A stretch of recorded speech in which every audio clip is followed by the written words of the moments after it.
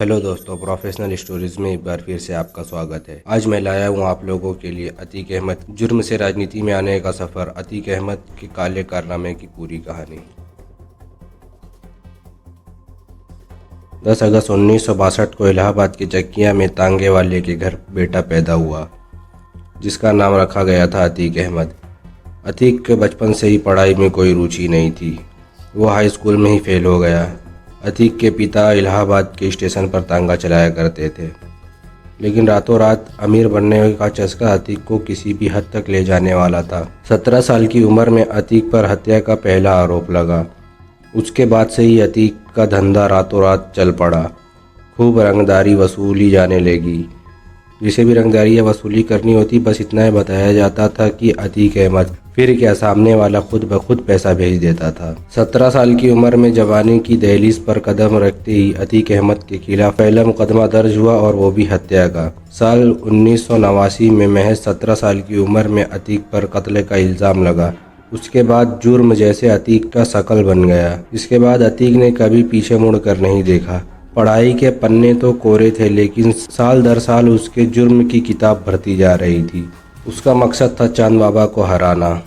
उस समय इलाहाबाद की गलियों में चांद बाबा का खौफ हुआ करता था, जिसके सामने पुलिस जाने से भी कांपती थी। तब अतीक की उम्र करीब 20 या 22 साल हुआ करती थी। पुलिस को चांद बाबा का खौफ खत्म करना था, इसलिए अतीक को सियासी और पुलिसिया दोनों का समर्थन मिला। चांद बाबा के आतंक से कई छोटे गुंडे मवाली परेशान थे, और जैसे ही अतीक अहमद सामने आया, उन सब ने चांद बाबा के खिलाफ अतीक का साथ देना शुरू कर दिया। और बड़ी ही तेजी से प्रयागराज में चांद बाबा के अलावा भी एक नाम की गूंज सुनाई देने लगी। वो नाम था चकिया के तांगे वाले का बेटा अतीक अहमद। अतीक अहमद पैसे कमाने के लिए पूरे शहर भर में रंगदारी वसूलने लगा। चांद बाबा गैंग से अक्सर अतीक अहमद गैंग के झगड़े की खबर आने लगी। धीरे धीरे चांद बाबा का रुतबा कम हो रहा था और अतीक अहमद का बढ़ रहा था। इलाहाबाद के एक नए गैंगस्टर की नजर सिर्फ इलाहाबाद तक ही सीमित नहीं थी, बल्कि ये तो पूरे राज्य में अपने आतंक का राज कायम करना चाहता था। करीब 10 सालों में ही अपराध की दुनिया में अतीक ने बड़ा नाम कमा लिया। गरीब तांगे वाले के बेटे के पास अब पैसे की कोई कमी नहीं थी। छोटी सी उम्र में ही अतीक पर 80 से ज्यादा हत्या की साजिश, रंगदारी, धोखाधड़ी, आर्म्स एक्ट जैसे कई मामले दर्ज हो चुके थे। उस समय के सभी गैंगस्टर के बीच अतीक की तूती बोलती थी, लेकिन एक चीज जो अभी अतीक की पहुंच से दूर थी, वो थी सत्ता की पावर। अतीक अहमद का 1989 तक बड़ा कद हो चुका था। पुलिस भी अतीक अहमद के नाम से खौफ खाने लगी थी। कई बड़े नेताओं के साथ अतीक अहमद का उठना बैठना था, और इसलिए अतीक अहमद को यह समझ आने लगा था कि पैसे के अलावा अगर पावर चाहिए तो सियासत के शतरंज को खेलना पड़ेगा। 1989 में अतीक अहमद ने निर्दलीय उम्मीदवार के रूप में इलाहाबाद से पहला चुनाव लड़ा। दूसरी तरफ चांद बाबा भी चुनावी संग्रामों में थे, लेकिन जीत मिली अतीक अहमद को। अब अतीक अहमद नेताजी बन चुके थे, लेकिन सफेद कपड़ों में नजर आने वाले इस माफिया के काम अब भी काले थे। जीत के कुछ समय बाद चांद बाबा की सरे बाजार हत्या कर दी गई। आरोप अतीक अहमद पर थे, लेकिन इस सब के बावजूद अतीक अहमद की ताकत बढ़ती जा रही थी। अतीक अहमद ने पहले 3 बार तो निर्दलीय चुनाव लड़कर जीत हासिल की। 1962 में समाजवादी पार्टी ने उन्हें टिकट दी और अतीक समाजवादी पार्टी के विधायक बने। सफेद कपड़ों में अतीक अहमद की शान ही अलग थी। एक तरफ राजनीति का खेल चल रहा था, दूसरी तरफ उन पर पट्टा रंगदारी और माफिया का कारोबार फैलाने के आरोप बढ़ते जा रहे थे। करोड़ों रुपए की संपत्ति का मालिक बन चुके चकिया के इस लड़के को महंगी विदेशी गाड़ियां खूब लुभाती थी। अतीक अहमद को हथियार रखने का भी शौक था।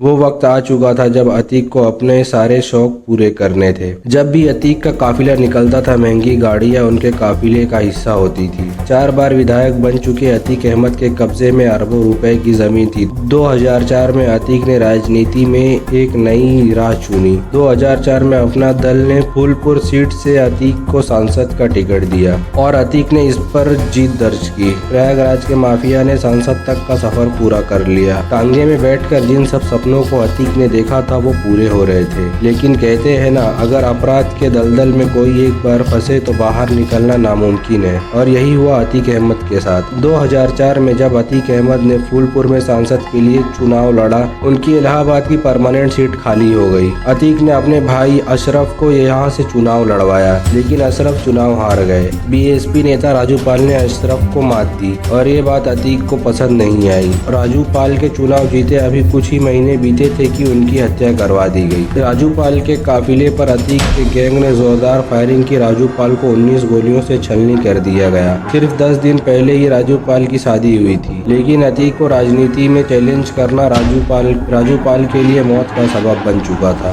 राजू पाल की पत्नी पूजा ने अतीक अहमद और उसके भाई के खिलाफ मामला दर्ज करवाया। उस वक्त राज्य में समाजवादी पार्टी की सरकार थी। अतीक अहमद पर कोई कार्रवाई नहीं हुई। अगली बार चुनाव में अतीक अहमद को अपने भाई अशरफ को जीत दिलवाने में कामयाबी मिली। 2007 में बदलाव हुआ। उत्तर प्रदेश में मायावती की सरकार बनी और फिर शुरू हुआ अतीक अहमद और उनके गैंग के बुरे दिन।